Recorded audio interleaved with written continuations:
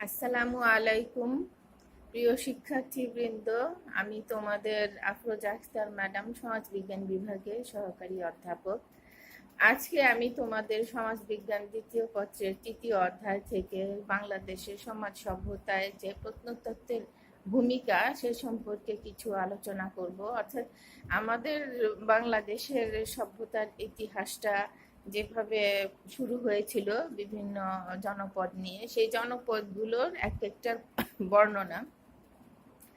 তো আমি এখানে প্রথমে ওয়ারি বটেশ্বর থেকে শুরু করছি, কারণ প্রাপ্ত যে প্রত্নতাত্ত্বিক স্থানগুলো, প্রত্নতাত্ত্বিক নিদর্শনগুলো, ঐতিহাসিক স্থানগুলো, সেগুলোর মধ্যে ওয়ারি বটেশ্বর বেশ গুরুত্বপূর্ণ একটি অবদান রেখেছে বলে এই ওয়ারি বটেশ্বরের আলোচনায় সর্বপ্রথম হওয়া উচিত। তো প্রথমে ভূমিকায় যা বলা যায় যে এই যে ওয়ারি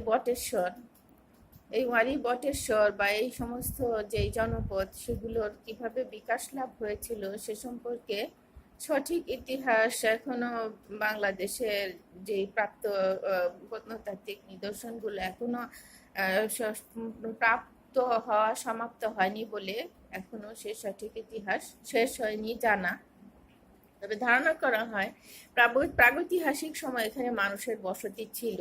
নবপ্রস্তর যুগে এখানে স্বকীয় সংস্কৃতি সম্পন্ন জাতি বাস করত। বর্তমানকালের অনেক জাতি যখন যাযাবরের মতো ঘুরে বেড়াতো, তখন বাংলাদেশ ভূখণ্ডের অধিবাসীরা সংস্কৃতি সম্পন্ন ও সমাজবদ্ধ জীবনযাপন করত। বিভিন্ন সময় এখানে বিভিন্ন সভ্যতা বিকাশ লাভ করে, কিন্তু বাংলাদেশের ভৌগোলিক বৈশিষ্ট্যের কারণে এবং প্রত্নস্থান অনুসন্ধানে পৃষ্ঠপোষকতার অভাবে সব সভ্যতার প্রত্নতাত্ত্বিক নিদর্শন এখনো পাওয়া সম্ভব হয়নি। যেটা আমি আগে বলেছি, বাংলাদেশের জলবায়ু কেমন, উষ্ণ আর্দ্র, যার কারণে এখানে মানে বহু জায়গাতেই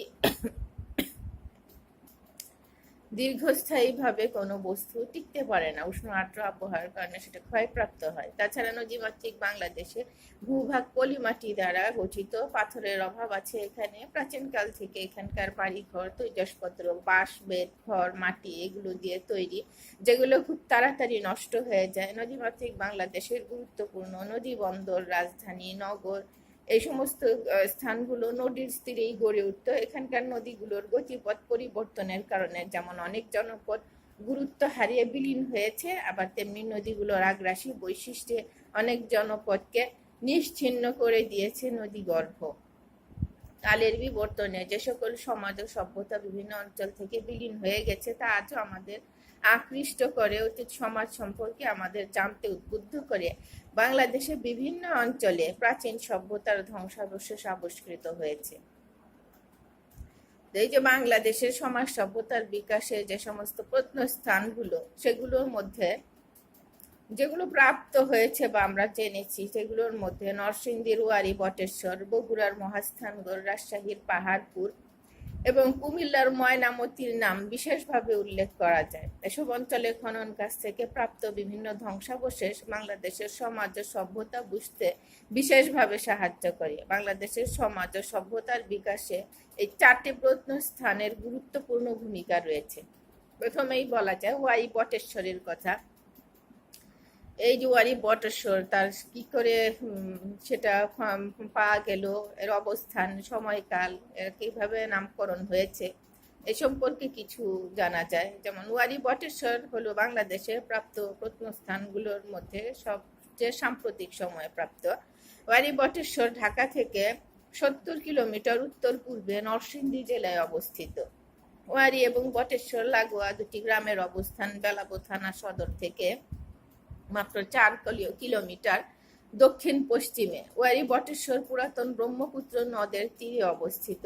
এখানে যে নগর সভ্যতার বিকাশ হয়েছিল তা উত্তরে মনোহরদী ও বেলাবো, পূর্বে রায়পুরা, দক্ষিণে শীতলক্ষা নদী পর্যন্ত বিস্তৃত ছিল। অর্থাৎ একটি বহু বিস্তৃত জনপদ, যেটা ওই অঞ্চলে সর্বপ্রথম তৈরি হয় এবং ওই অঞ্চলের ব্যাপক অঞ্চল দূরে সেটা বিস্তৃত ছিল। এবং এ থেকে ধারণা করা যায় যে এই যে নরসিংদী এবং নরসিংদীর যে আদি বাসিন্দারা, তাদের সংস্কৃতিটা অত্যন্ত উৎকৃষ্ট এবং তারা এটা নিয়ে গর্ব করতে পারে তাদের যেই বিকাশ ধারা, তাদের যেই প্রাচীন জীবন সভ্যতা, সে সম্পর্কে যদি তাদের ধারণা থাকতো তাহলে তারা বুঝতে পারতো তারা কত প্রাচীনকাল থেকে সাংস্কৃতিক জীবন যাপনে অভ্যস্ত, অর্থাৎ কিনা একটা সভ্য জাতি হিসেবে তারা এখানে একটি জনপদ গড়ে তুলেছে।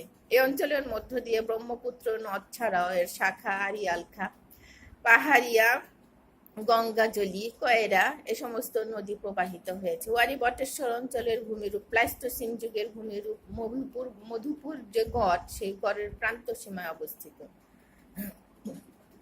2000 সালে প্রথম প্রত্নতাত্ত্বিক খনন শুরু হওয়ার পর সংগৃহীত কাঠ কয়লা নেদারল্যান্ডের সেন্ট্রাম ভুর আইসোটোপেন অন্ডারজিওক ল্যাবরেটরি থেকে কার্বন 14 পদ্ধতিতে তারিখ নির্ণয় করা হয়। অর্থাৎ কার্বন 14 একটা সিস্টেম যেটা দ্বারা প্রাচীন যে জিনিসপত্রগুলো পাওয়া যায় তার সময়কাল নির্ণয় করা সম্ভব হয়। এ পদ্ধতিতে ওয়ারী বটেশ্বরের তারিখ পাওয়া যায় খ্রিস্টপূর্ব 450 অব্দ। আর এখানে যে ছাপাঙ্কিত রৌপ্য মুদ্রা পাওয়া গেছে তা মৌর্য যুগ শুরু হওয়ার পূর্বের। ধারণা করা হয় যে খ্রিস্টপূর্ব 6ষ্ঠ শতক থেকে 4র্থ শতক পর্যন্ত ওয়ারী বটেশ্বর ছিল একটি মহাজনপদ এবং ওয়ারী বটেশ্বরের দুর্গ নগর ছিল সেই মহাজনপদের রাজধানী। হিন্দিতে ওয়ারী অর্থ পরীক্ষা বেষ্টিত স্থান, অর্থাৎ এই যে ওয়ারী নামটি, সেই ওয়ারী নামটিও অত্যন্ত প্রাচীন নাম। এটা বর্তমান কালে প্রাপ্ত বা দেয়া কারো নাম নয়। উল্লেখযোগ্য ব্যাপার হচ্ছে এখানে দুর্গ প্রাচীর ও পরীক্ষা রয়েছে। এখান থেকে ওয়ারী গ্রামের নামকরণ করা হয়েছে। আর খুব সম্ভব বটবৃক্ষ কেন্দ্রিক পূজাস্থল থেকে বটেশ্বর গ্রামের নামকরণ করা হয়েছে বলে মত দেন অনেক বিশেষজ্ঞরা। ওয়ারী বটেশ্বরের খনন কাজ এবং প্রাপ্ত নিদর্শন সমূহ। 1933 সালে ওয়ারী গ্রামের শ্রমিকরা মাটি খনন করার সময় একটা মৃৎপাত্রে কিছু রৌপ্য মুদ্রা পায়। স্থানীয় স্কুল শিক্ষক মোহাম্মদ হানিফ পাঠান সেখান থেকে 20-30টি মুদ্রা সংগ্রহ করেন। এটাই ছিল ওয়ারী বটেশ্বরের প্রত্নতাত্ত্বিক নিদর্শন সংগ্রহের প্রথম চেষ্টা। এগুলি ছিল বাংলাদেশের এবং ভারতের প্রাচীনতম রৌপ্য মুদ্রা। তিনি তার ছেলে মোহাম্মদ হাবিবুল্লাহ পাঠানকে সম্পর্কে সচেতন করে তোলেন এবং পিতা পুত্র দুজন মিলে বহু কাচের পুঁতি, পাথরের পুঁতি সংগ্রহ করেন। 1955 সালে বটেশ্বর গ্রামের শ্রমিকরা 2টি লৌহ পিণ্ড ফেলে যায়। ত্রিকোণাকার ও একমুখ চোখা ভারী লোহার পিণ্ডগুলো হাবিবুল্লাহ বাবাকে নিয়ে দেখালে তিনি অভিভূত হন। 1956 সালে ওয়ারী গ্রামের মাটি খনন ফেলে 4000-এর মতো ছাপাঙ্কিত রৌপ্য মুদ্রার একটি ভাণ্ডার পান। ইতোমধ্যে হানিফ পাঠান ওয়ারী বটেশ্বরে প্রাপ্ত বিভিন্ন নিদর্শনগুলো সম্পর্কে মানুষকে জানানোর জন্য বিভিন্ন পত্র পত্রিকায় প্রবন্ধ লেখেন। 1974 থেকে 75 সালের পর থেকে হাবিবুল্লাহ পাঠান ওয়ারী বটেশ্বরের প্রচুর প্রাচীন নিদর্শন সংগ্রহ করে জাদুঘরে জমা দেন। দীর্ঘদিনের বিভিন্ন লেখালেখি গবেষণার পর 2000 সালে বঙ্গীয় শিল্পকলা চর্চার আন্তর্জাতিক কেন্দ্রের সহায়তায় প্রথম খনন কাজ শুরু করা হয়। অর্থাৎ এই যে 1933 সাল থেকে যে প্রত্নতাত্ত্বিক স্থানের সম্পর্কে আমরা জানতে পারছি, সেই সম্পর্কে চূড়ান্ত খনন কাজ এবং চূড়ান্তভাবে তাদের সম্পর্কে জানার যে চূড়ান্ত আগ্রহ, সেটা তৈরি হতে একটা বিশাল সময় লেগেছিল। এর বিভিন্ন কারণ আছে। মূলত আমাদের বাংলাদেশের যেই আর্থসামাজিক অবস্থা এবং আমাদের যেই আমাদের যে প্রযুক্তিগত সমস্যা, সেই সমস্ত কারণের সাথে রয়েছে, তার সাথে রয়েছে যে বিভিন্ন প্রশাসনিক জটিলতা। এ খনন কাজে নেতৃত্ব দেন জাহাঙ্গীরনগর বিশ্ববিদ্যালয়ের প্রত্নতত্ত্ব বিভাগের অধ্যাপক সুফি মোস্তাফিজুর রহমান। খনন করে পাওয়া যায় 2500 বছরের প্রাচীন দুর্গনগর, ইটের স্থাপত্য, বন্দর, রাস্তা, গলি, পোড়ামাটির ফলক, মূল্যবান পাথর, পাথরের বাটখারা, কাচের পুঁতি, লৌহ নির্মিত হস্তকুঠার, রৌপ্য মুদ্রা ভাণ্ডার। এগুলো এ থেকে বোঝা যায় যে এই ওয়ারী বটেশ্বর সভ্যতার যেই কাঠামোগুলো ছিল, যেই ব্যবস্থাগুলো ছিল এবং যে সমস্ত দ্রব্য ব্যবহার করা হতো, সে থেকে বোঝা যায় যে তারা একটা উন্নত সংস্কৃতির লোক ছিল, যাদের নিজেদের নিজস্ব সুপরিকল্পিত ব্যবস্থার দ্বারা তারা একটি সভ্যতা তৈরি করেছিল বা একটি জনপদ তৈরি করেছিল। আমাদের বাংলাদেশের প্রাচীন যেই সভ্যতাগুলো, অর্থাৎ যে মানুষ বিভিন্ন উন্নত সংস্কৃতি নিয়ে যে বিভিন্নভাবে জীবনযাপন করতো বিভিন্ন সময়, সেগুলোকে আমরা জনপদ হিসেবেই জানি। ওয়ারী বটেশ্বরের আশেপাশে প্রায় 50টি পুরানো জায়গা চিহ্নিত করা হয়েছে। আশেপাশের বিভিন্ন গ্রাম যেমন রাঙ্গাটেক, সোনারুতলা, কেন্দুয়া, মরজাল, টঙ্গী রাজার বাড়ি, মন্দির ভিটা, জানখার টেক, টঙ্গীর টেকে প্রাচীন বসতির চিহ্ন পাওয়া যায়। ওয়ারী বটেশ্বরে যে দুর্গ নগর পাওয়া গেছে, অর্থাৎ fort city of Wari Bateshwar, সে সম্পর্কে যে যা জানা যায় সেটা হচ্ছে এমন যে ওয়ারী বটেশ্বরে প্রায় 600 মিটার প্রস্থ এবং 600 মিটার দৈর্ঘ্যের আয়তনের একটি মাটির প্রাচীর বিশিষ্ট দুর্গনগর দেখা যায়, যা ওয়ারী বটেশ্বর নামেই পরিচিত। এই দুর্গনগরের চারদিক মাটির উঁচু প্রাচীর বেষ্টিত। এই নগর দুর্গের চারদিকে ছিল পরিখা। ওয়ারী বটেশ্বরে দুটি দুর্গ প্রাচীন দুর্গ পাওয়া যায়। একটি দুর্গ প্রাচীরকে স্থানীয়ভাবে অসম রাজার গড় বলা হয়। অসম রাজার গড় প্রায় 5.8 কিলোমিটার দীর্ঘ, 20 মিটার প্রশস্ত এবং 10 মিটার উঁচু। এটি ছিল প্রাথমিক দুর্গ প্রাচীর। এই দুর্গ প্রাচীরের পাশেও দেখা যায় পরিখার চিহ্ন। ওয়ারী বটেশ্বরের অভ্যন্তরীণ দুর্গ প্রাচীর দীর্ঘদিন ধরে মানুষের কাছে অপরিচিত ছিল। মানুষ মাটি কেটে সমান করে ফেলেছে, বিভিন্ন সময়ে বিভিন্নভাবে এই অঞ্চলকে বা এলাকাকে ব্যবহার করেছে, যার ফলে পুরো দুর্গ প্রাচীর বর্তমানে শনাক্ত করা যায় না। মাটি কেটে নিয়ে গেছে, ইটগুলো নিয়ে গেছে, বিভিন্নভাবে নিজেদের কাজে ব্যবহার করেছে বছরের পর বছর। ফলে কি অঞ্চলটা অপরিচিত ছিল, মানুষ মাটি কেটে নিয়েছে বলে এমন হয়েছে, যার ফলে পুরো দুর্গ প্রাচীর বর্তমানে শনাক্ত করা যাচ্ছে না। মাজারটি থাকার কারণে এই স্থানের মাটি কেটে সমান করা সম্ভব হয় নাই। এখানে একটা মাজার আছে অভ্যন্তরীণ দুর্গ প্রাচীরের পূর্ব বাহুর উত্তর প্রান্তে। অনেকে এসে মাটি দিয়ে ঘর বাড়ি তৈরি করেছে। আবার দক্ষিণ দিকে বাহুর পশ্চিম প্রান্তে জঙ্গলাকীর্ণ সমতল ভূমি থেকে 2 মিটার উচ্চ স্থান দেখে মনে হয় সম্ভবত এখানে প্রতিরক্ষা চৌকি ছিল, অর্থাৎ কিনা মুসলমানদের আগমনের পরেও এখানে যে জনপদ ছিল তা টিকে ছিল। এই মাজার থেকে তা বোঝা যায়, কারণ মুসলমানরা তো বাংলাদেশে যে জনপদগুলো সেগুলো শুরু হওয়ার অনেক পরে তাদের আগমন, বিশেষ করে মধ্যপ্রাচ্যের এলাকা থেকে তারা বিভিন্ন কারণে এসেছিল ধর্মপ্রচার এবং ব্যবসা বাণিজ্যের জন্য। এবং এখানে এই মাজার থেকে বোঝা যায় যে এই অঞ্চলের যে সভ্যতা ছিল তা অনেক যুগ পর্যন্ত, অনেক বছর পর্যন্ত, শত শত বছর পর্যন্ত টিকে ছিল। ওয়ারী বটেশ্বরের অভ্যন্তরীণ দুর্গ প্রাচীর 10 মিটার প্রশস্ত ছিল। এর চারদিকে নিচু জমি, যার প্রস্থ গড়ে 30 মিটার। এই নিচু জমি পরিখা যা প্রতিরক্ষার কাজ করত। এই পরিখা প্রায় 3 মিটার গভীর ছিল। ওয়ারী বটেশ্বরের দুর্গনগরের দ্বিতীয় প্রাচীর হিসেবে অসম রাজার গড়ের প্রতিরক্ষা কৌশলগত অবস্থান খুবই গুরুত্বপূর্ণ। ওয়ারী বটেশ্বর দুর্গনগরের পশ্চিম ও দক্ষিণ পাশে অসম রাজার গড়, বেষ্টনীর পূর্ব দিকে আরিয়াল খান নদী এবং উত্তরে কয়রা নদী ছিল। দুর্গনগরটি কঠিন নিরাপত্তা বলয়ের মধ্যে তৈরি হয়েছিল।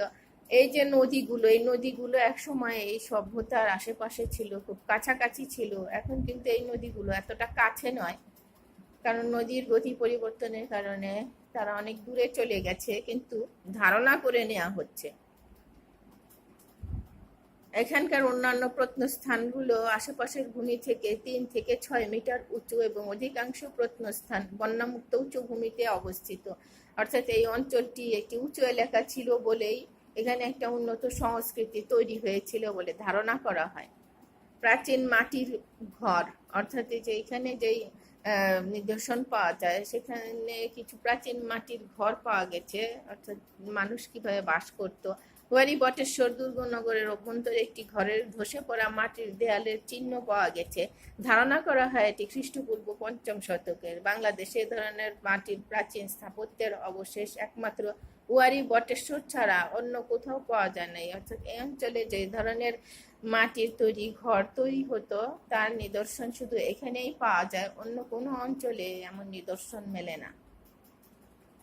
ইটের তৈরি স্থাপত্য, ব্রিক বেস স্কাল্পচার, হরিবটেশ্বরে মাটির উপরিভাগে ইটের ভাঙা টুকরো পাওয়া গেলেও অনেকদিন ইটের স্থাপত্য এখানে পাওয়া যায়নি, আবিষ্কৃত হয়নি। 2004-2005 এই সালে মানে এর মধ্যবর্তী সময়ে প্রত্নতত্ত্ব অধিদপ্তর খনন করে প্রথম ইটের তৈরি স্থাপত্য উন্মোচন করে। কিন্তু সংরক্ষণের অভাবে তা ধ্বংসপ্রাপ্ত হয়ে যায়। এরপর 2007, 2008 ও 2009 সালের প্রত্নতাত্ত্বিক খননে ইটের তৈরি একটি অনন্য স্থাপত্য এখানে আবিষ্কার হয়।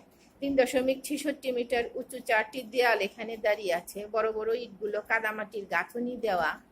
ইটগুলোর আয়তন 32x20x4.5 ঘন সেন্টিমিটার, অর্থাৎ ঘনত্বের হিসাবে। ইট বিছানো মেঝে অক্ষত অবস্থায় আবিষ্কার করা হয়েছে। খননের সময় টালি পাওয়ায় ধারণা করা হয় স্থাপত্যের ছাদ টালি দ্বারা আচ্ছাদিত ছিল, তবে স্থাপত্যটি কি কাজে ব্যবহার হয়েছিল তা এখনো জানা যায়নি। অর্থাৎ যেই সভ্যতাটা ছিল তার এক পর্যায়ে ইটের ঘরবাড়ি বা ইটের স্থাপত্য তৈরি হয়েছিল, এবং সেই ইটের স্থাপত্য থেকে এটা বোঝা যায় যে সেখানে উন্নত মানের ইটের স্থাপত্য কলা কৌশল তৈরি হয়েছিল, এবং সেটা তাদের যে সাংস্কৃতিক বৈশিষ্ট্য তার পরিচয় বহন করে। গর্ত বসতি, পিট ডুয়েলিং, এটাও এক ধরনের বসতি ছিল।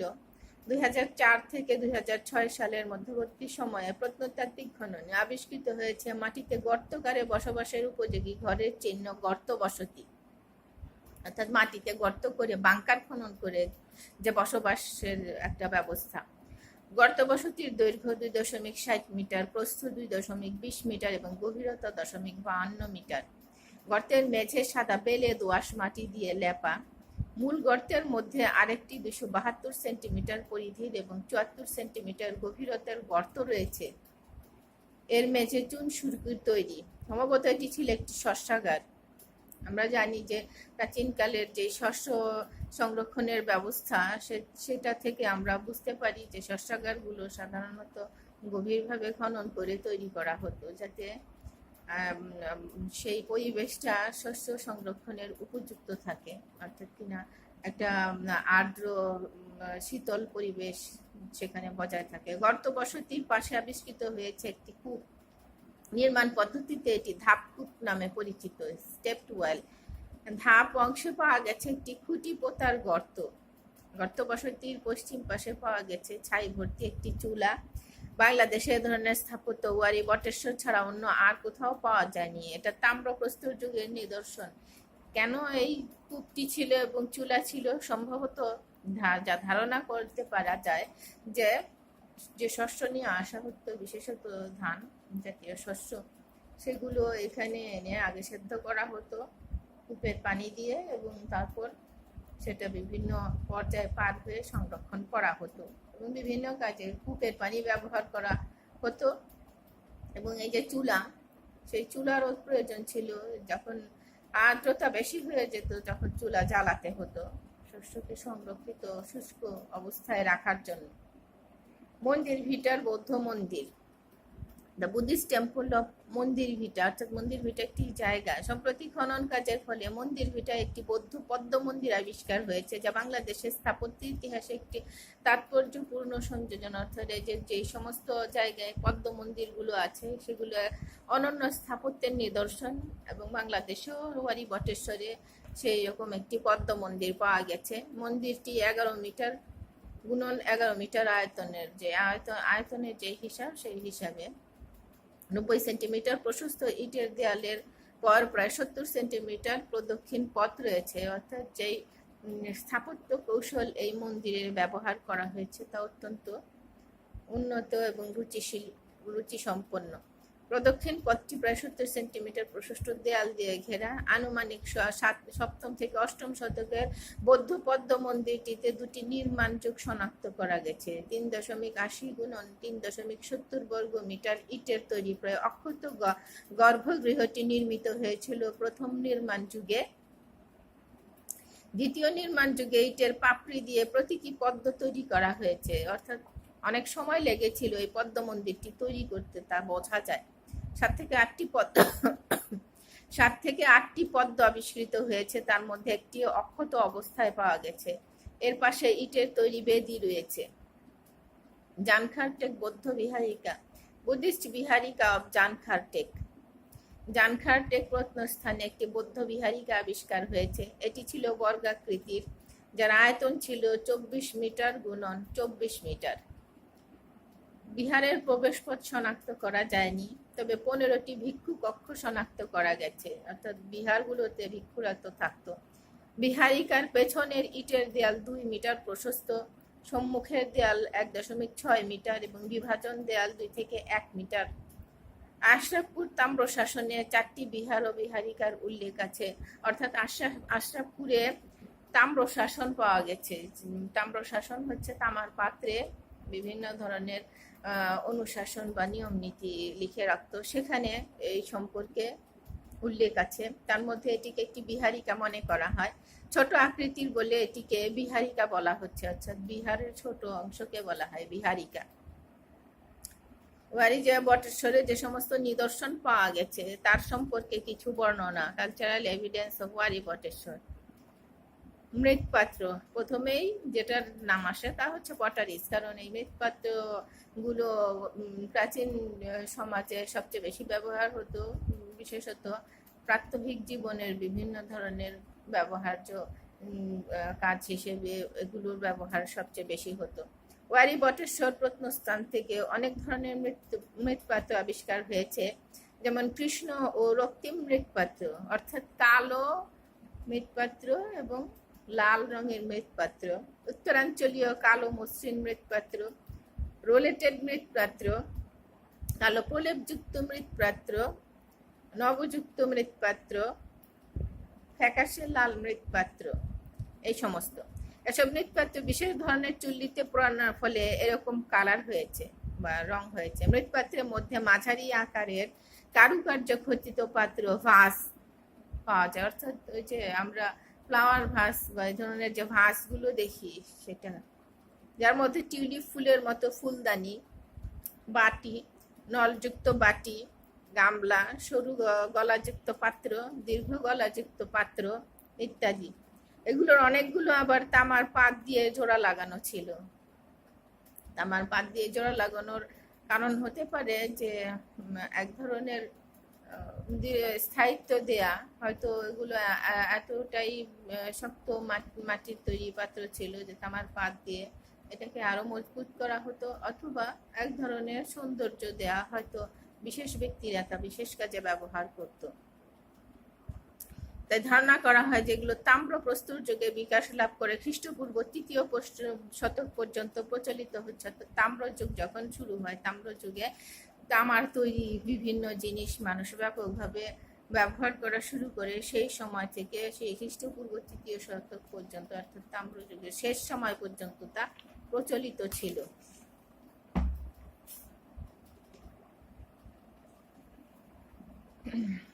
স্বল্প মূল্যবান পাথরের ইট পুঁতি, কাচের পুঁতি এবং পোড়ামাটির পুঁতি, অর্থাৎ যে পুঁতিগুলো পাওয়া গেছে এখানে সেগুলোর বিভিন্ন ধরনের বৈশিষ্ট্য। ওয়ারি বটেশ্বরের বিভিন্ন জায়গায় অসংখ্য পুঁতি পাওয়া গেছে। স্বল্প মূল্যবান অ্যাগেট, ক্রিস্টাল, কার্নেলিয়ান, চ্যালসেডনি, জেসপার ও অ্যামেথিস্ট পাথরের পুঁতি পাওয়া গেছে। এই যে পাথরগুলো মূল্যবান পাথর, এবং প্রাচীনকালের মানুষ কিন্তু কৃত্রিম পুঁতির ব্যবহার শিখে নেই। তারা যে প্রাকৃতিক বস্তুগুলো আছে তা থেকেই পুঁতি তৈরি করতো। এগুলো আবার বিভিন্ন আকৃতির, যথা গোলাকৃতি, গোলাকার, পিপাকৃতি, ষড়ভুজ, সিলিন্ডার আকৃতি, ডিম্বাকৃতি, চাকতি আকৃতি, হীরক ও প্রিজম আকৃতি, পিরামিড আকৃতি। এখানে কিছু পুঁতির উপর রং দিয়ে বিশেষভাবে অলঙ্কৃত বা চিত্রিত করা হতো, ইচ পুঁতি নামে পরিচিত। অর্থাৎ ইচ পুঁতিগুলো কেমন ছিল যে এটার উপরে বিভিন্ন ধরনের মিনিয়েচার তৈরি করা সম্ভব হতো। এছাড়া এখানে বিভিন্ন ধরনের কাচের পুঁতি আবিষ্কৃত হয়েছে। এগুলো আবার নানা রঙের, যেমন সবুজ, গাঢ় নীল, অস্বচ্ছ লাল, অস্বচ্ছ হলুদ, অস্বচ্ছ কালো। পোড়ামাটিরও কিছু পুঁতি আবিষ্কার হয়েছে। অর্থাৎ আমরা যে ধরনের পুঁতি আজকাল দেখি, মাটির পুঁতি বা কাঠের পুঁতি, সেই মাটির পুঁতিও সেখানে ছিল। আর কাচের পুঁতিগুলো সেগুলো একেবারে প্রাকৃতিক কাজ। ছাপাঙ্কিত রৌপ্য মুদ্রা, প্রিন্টেড সিলভার কয়েন্স। ওয়ারি বটেশ্বরে বিভিন্ন সময় অনেক ছাপাঙ্কিত রৌপ্য মুদ্রা পাওয়া গেছে। দুই ধরনের ছাপাঙ্কিত রৌপ্য মুদ্রা পাওয়া গেছে। একটি হলো জনপদ শ্রেণীভুক্ত বা প্রাক মৌর্য ছাপাঙ্কিত রৌপ্য মুদ্রা, মৌর্য যুগের শুরু বা মৌর্য দিকের প্রথম দিকের রৌপ্য মুদ্রা। এগুলো খ্রিস্টপূর্ব 6ষ্ঠ থেকে 4র্থ শতক পর্যন্ত প্রচলিত ছিল। এ সকল রৌপ্য মুদ্রাগুলোতে 3 থেকে 5টি ছাপ লক্ষ্য করা যায়।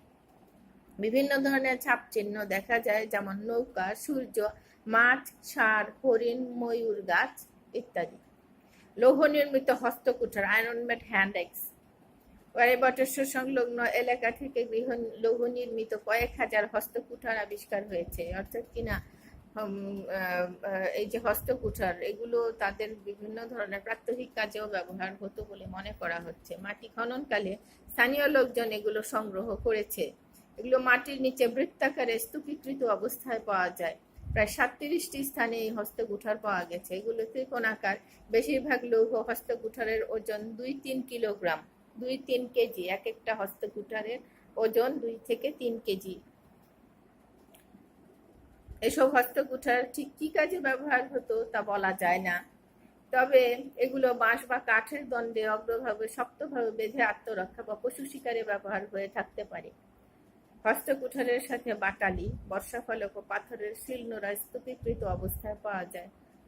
যেটা মনে করা হয় বা ধারণা করতে পারছি যে এই যে বিভিন্ন জায়গায় স্তূপাকারে হস্তকুঠার পাওয়া যাওয়া, সেটা থেকে বোঝা যায় যে তাদের প্রতিরক্ষার কাজেও এটা ব্যবহার হতো, কারণ এখানে বর্ষা, ফলক, বাটালি এই সমস্ত পাওয়া গেছে। এগুলো সাধারণত প্রতিরক্ষার কাজে ব্যবহার করা হয় এবং বিভিন্ন ধরনের স্থাপত্য নির্মাণ বা বিভিন্ন ধরনের দৈনন্দিন কর্মকাণ্ডেও এগুলো ব্যবহার হয় এবং ব্যাপকভাবে পাওয়া যাওয়া, হাজার হাজার পাওয়া যাওয়া এর পেছনের কারণ হতে পারে যে প্রতিরক্ষার কাজেও ব্যবহার হতো।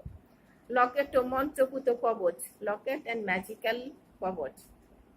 ওয়ারী বটেশ্বরে এর পর্যন্ত অনেক রকম মন্ত্রপুত কবচ বা লকেট পাওয়া গেছে। অর্থাৎ আমরা যেগুলোকে মাদুলি বা কবচ বলে থাকি, এগুলোর মধ্যে সিংহ আকৃতির লকেট এবং ব্যাঘ্র আকৃতির লকেট, হস্তি আকৃতির লকেট, কচ্ছপ আকৃতির লকেট, হংসাকৃতির লকেট। সিংহ আকৃতির লকেট থেকে বোঝা যায় যে তারা সিংহ বা সিংহ দেবতা সম্পর্কে এক ধরনের ধারণা রাখতো। এটা খুব গুরুত্বপূর্ণ, কারণ সিংহ এই অঞ্চলের প্রাণী নয়, তাহলে বোঝা যাচ্ছে যে তারা বাইরের এলাকা সম্পর্কেও তাদের ধারণা ছিল। এছাড়া কিছু পোড়ামাটির লকেট পাওয়া গেছে। প্রায় 2 মিটার গভীরে কৃষ্ণ এবং রক্তিম মৃৎপাত্রের স্তরে পোড়ামাটির তৈরি মেটে লাল রঙের জিহ্বাকৃতির একটি চাকতি পাওয়া যায়, যার প্রান্তভাগে ছিদ্র রয়েছে।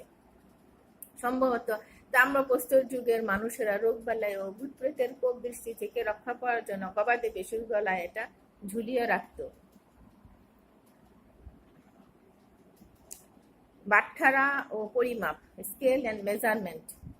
ওয়ারী বটেশ্বর অঞ্চলে বিভিন্ন সময় প্রত্নতাত্ত্বিক অনুসন্ধান ও খনন কাজের ফলে জেসপার, গ্রানাইট, ক্রিস্টাল, অন্যান্য পাথর ও পোড়ামাটির বাটখারা আবিষ্কার হয়েছে। ওয়ারী বটেশ্বরে প্রাপ্ত 53টি বাটখারার মধ্যে 49টির ওজন নেওয়া হয়েছে।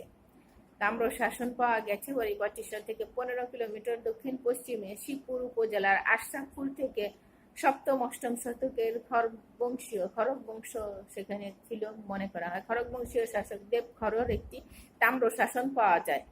এই হিসাবে ওয়ারী বটেশ্বর খ্রিস্টীয় 7ম-8ম শতকে খড়গ বংশের শাসনাধীন ছিল। বাংলাদেশের একটি গুরুত্বপূর্ণ শাসক গোষ্ঠী। আশরাফপুর তাম্র শাসনে রাজা দেব খড়গ 4টি বিহার এবং বিহারিকার জন্য ভূমি দান করেছেন উল্লেখ পাওয়া যায়। ধাতব বস্তু, ওয়ারী বটেশ্বরে মাটি খনন করে একটি 2 হাতল যুক্ত বড় কড়াইয়ের বড় থেকে ছোট আকারে ক্রমান্বয়ে সাজিয়ে রাখা 33টি তাম্র ও ব্রোঞ্জ পাত্র পাওয়া গেছে। তাম্র ও ব্রোঞ্জ নির্মিত বিভিন্ন অলঙ্কার, ঘোড়া, জলতরঙ্গ, মল, নবযুক্ত পাত্র, চুরির ভগ্নাংশ, অঙ্গুরীর ভগ্নাংশ, 6.4 সেন্টিমিটার উচ্চতার ব্রোঞ্জের তৈরি গরুর মূর্তি পাওয়া গেছে, যা বিভিন্ন অলঙ্কারে ভূষিত ছিল। হাইটন ব্রোঞ্জ নির্মিত পাত্রও পাওয়া গেছে, এটা এক ধরনের ব্রোঞ্জ। ওয়ারী বটেশ্বরে প্রায় ত্রিকোণাকার কয়েক হাজার লৌহ হস্তকুঠার পাওয়া গেছে। এই যে হস্তকুঠার জায়গায় জায়গায় পাওয়া যাচ্ছে এবং বেশ ভালো পরিমাণে সংখ্যায় পাওয়া যাচ্ছে।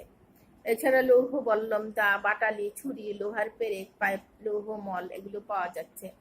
এদিকে যেটা ধারণা করা যায় বা আমি বুঝতে পারছি যে এগুলো প্রতিরক্ষার কাজে ব্যবহার হতো, তাই হাজারে হাজারে পাওয়া যাচ্ছে। এছাড়া শিল, নোড়া, মুসল, পোড়ামাটির বল, পোড়ামাটির বলয়কূপ, পোড়ামাটির টালি, চাকতি, সিল ও সিলিং মার্কা ধার, রিংটোন, ক্রিস্টাল নির্মিত বস্তু, নেত্রদেবীর মূর্তি, কাচের পুঁতিতে লাঙলের প্রতিকৃতি, সূর্যের আকৃতির একটি ছাদ সহ আর অসংখ্য বস্তু পাওয়া গেছে, প্রত্নবস্তু পাওয়া গেছে। যে আমি যেটা বলেছি যে ইস্ট পুঁতি, সেই ইস্ট পুঁতিগুলোতে কি হতো যে মিনিয়েচার তৈরি করা হতো, যেমন কাচের পুঁতিতে লাঙলের প্রতিকৃতি তৈরি করা ছিল।